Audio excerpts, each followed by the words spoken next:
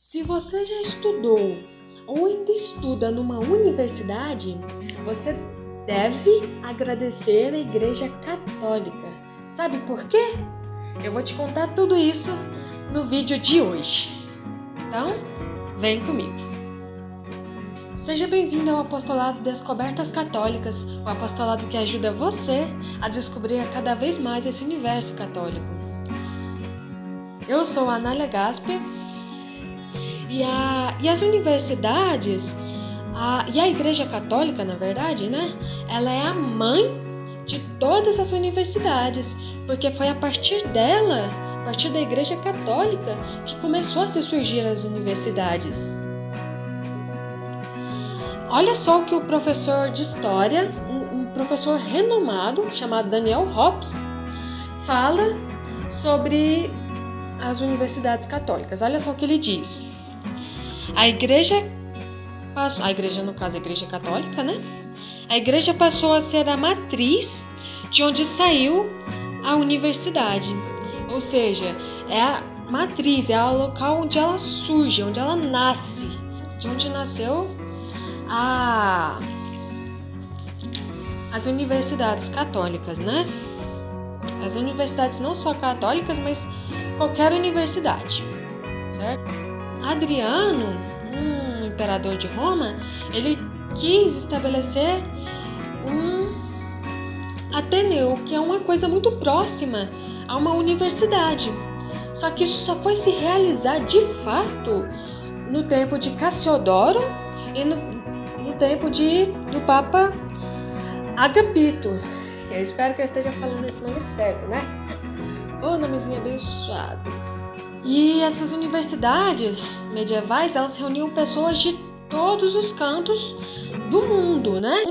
E eram em torno ali de 4.000 pessoas nessas universidades. Era gente pra cacete, né, gente? Era muita gente que estudava nessas universidades. E o que facilitava as coisas, né, é que era comum naquela época que todos em vários países se falassem latim, o que facilitou muito para que se espalhasse o conhecimento por aí afora, né? Foi inclusive até melhor que o inglês que a gente tem hoje, né? No inglês a gente tem alguns países que falam inglês, outros não. O latim naquela época era praticamente todo mundo falava, em qualquer país. Isso ajudou bastante a difusão do conhecimento. E as universidades, por suas vezes, surgiam perto das catedrais, né? E dos mosteiros. E sempre com o apoio das autoridades da igreja e com o apoio do Papa. Sempre. No século IX, foram surgindo as escolas monacais, ou seja, as escolas próximas aos mosteiros, onde os monges estudavam, né? E não só os monges, as pessoas de fora dos mosteiros, os estudantes externos, também podiam estudar nessas escolas monacais. No século XI, né? A partir do século XI, começaram a surgir as escolas episcopais, que eram as escolas onde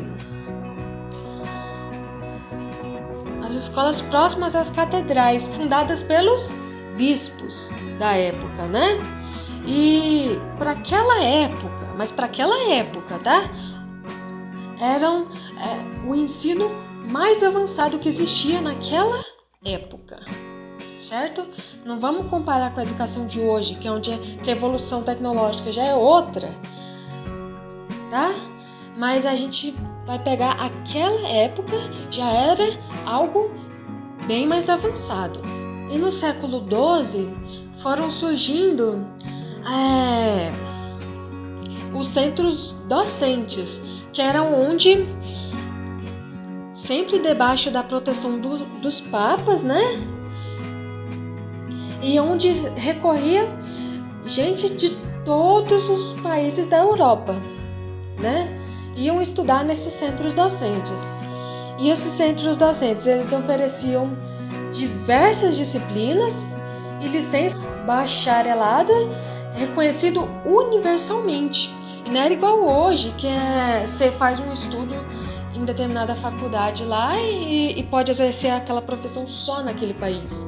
Era universalmente, em qualquer outro país que você fosse, você ia poder exercer aquela função. Esses centros docentes foram as primeiras universidades que foram fundadas, né, pela Igreja Católica. Isso sempre debaixo com a proteção e a aprovação dos papas, né? Com a fusão das escolas monacais com as escolas episcopais, foram surgindo aí, ou então de uma delas, através de uma delas, é que foram surgindo as universidades, como a de Salamanca, Sorbonne, Bolonha, entre outras, várias outras universidades, né, que foram surgindo ao longo do tempo. Em Sorbonne, Santo Inácio de Loyola, São Francisco Xavier e São Tomás de Aquino passaram por ela. E eles, gente, foram uns grandes gênios da época. Foram os maiores gênios da época, né? E grandes santos também da igreja. E passaram por essas universidades, para a gente ver, né, que essas universidades também tinham qualidade de ensino. E a faculdade de Oxford, né? Ela é tão bem reconhecida hoje, né? Ela teve, na Idade Média, a aprovação do Papa Inocêncio IV. E ela oferecia bacharelado, licenciatura, mestrado e doutorado, né? Sempre conforme a duração e o aproveitamento dos estudos, né? Por parte dos estudantes.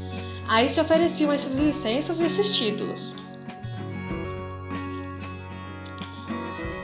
O objetivo principal de cada estudante que entrava na universidade naquela época ou era ser professor ou era exercer aquela devida profissão,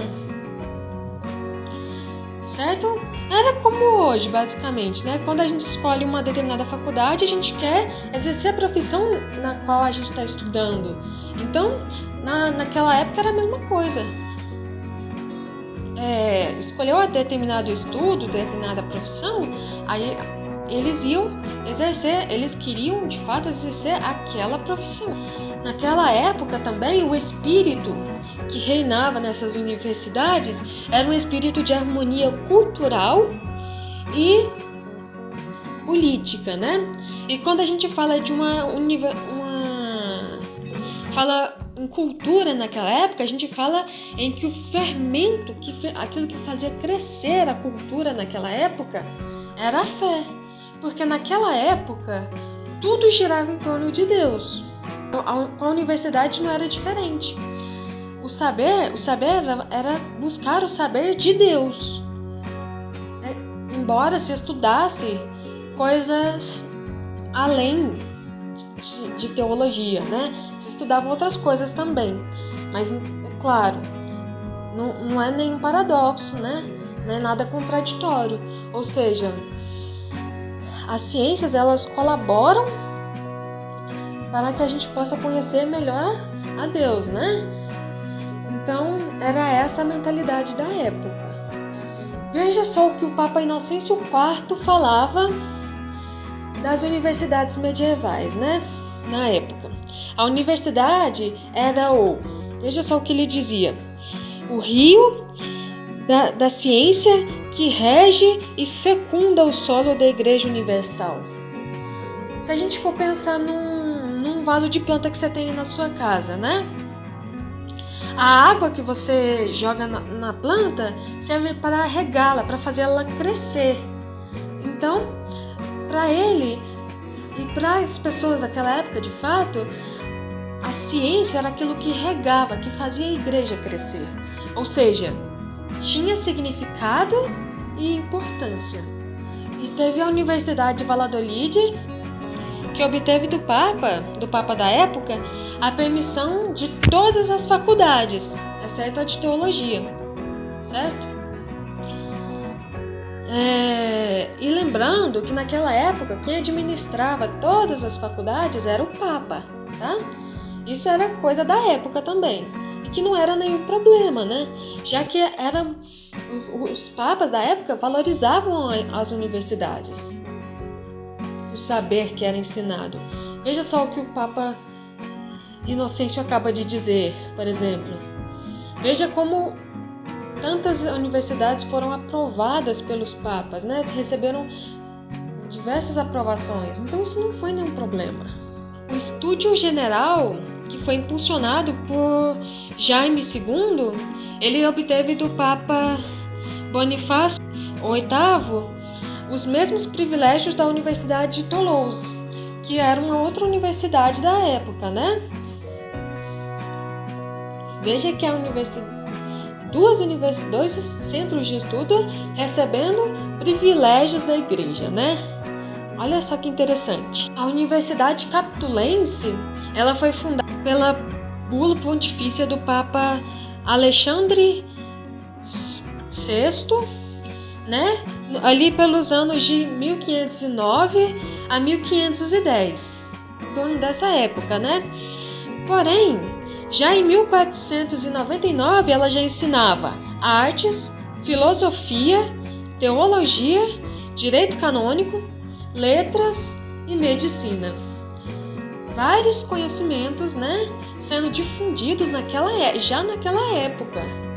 Em 1440, olha só esse dado aqui, ele é muito incrível, né? Olha só, em 1940 já havia 55 universidades por toda a Europa e 12 institutos de ensino superior espalhados por toda a Europa, e todos eles fundados pela Igreja Católica.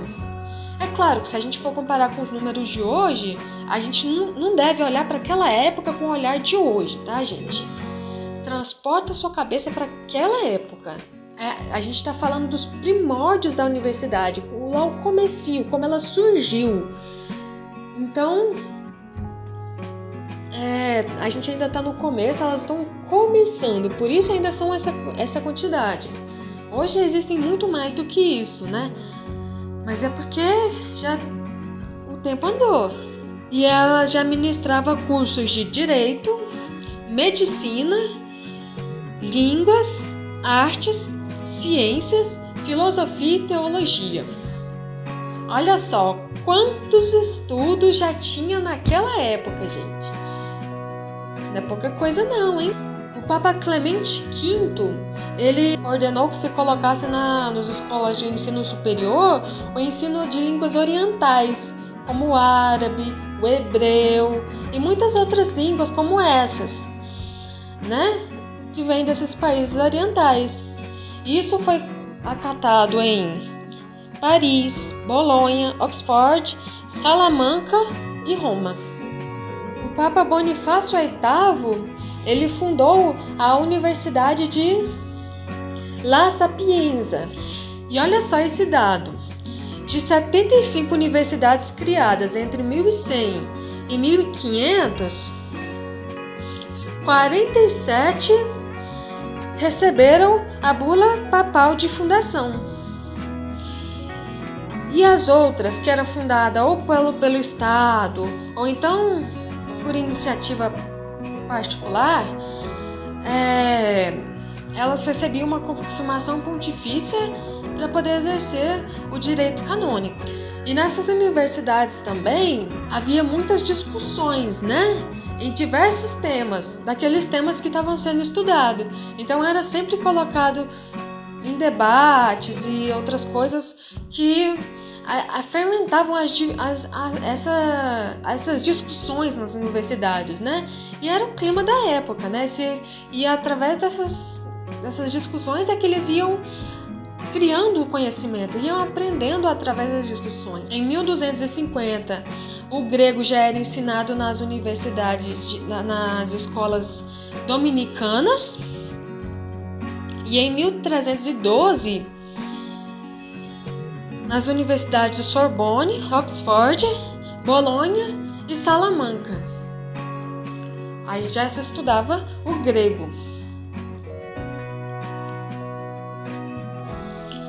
É incrível, né, gente? A gente perceber como a igreja valorizou o conhecimento na Idade Média, né? Quantas aprovações os papas, os bispos davam às universidades. Quantas universidades não foram fundadas naquela época pela igreja? Então foi muito difundido o conhecimento naquela época e ainda hoje é valorizado. Né? Ainda hoje a gente tem as pontifícias universidades católicas espalhadas aí pelo mundo todo. É incrível. E aí, percebeu como a igreja valorizou o ensino na Idade Média? Deixa aí o seu like. Se é novo no canal, já se inscreve aí no canal para que você possa ir conhecendo cada vez mais esse universo católico. Me siga lá nas redes sociais para você ir recebendo conselhos para uma vida cristã verdadeiramente autêntica, né? Se ficou alguma dúvida, se você tem alguma sugestão, se você quer destacar alguma coisa que você achou interessante do vídeo, manda aí nos comentários. Sabe aquela pessoa que fala que... Sabe aquelas pessoas que estão nas universidades e nem sabe de onde elas vieram? Ou que falam que não se tinha muito conhecimento na Idade Média e por aí vai? Manda esse vídeo para ela. Esse vídeo vai ajudar essa pessoa a pensar, a reconhecer melhor de onde veio a universidade e por aí vai, né? E eu vou deixar esse último vídeo aqui para vocês. Será que você sabe onde Nossa Senhora, os lugares onde Nossa Senhora viveu, por onde ela passou, ou os lugares onde ela morreu? Tudo está explicado. Onde ela foi assunta ao céu, né? No caso, tá tudo explicado nesse vídeo aqui. Corre lá para assistir. E é isso, pessoal. Fiquem com Deus. Até a próxima.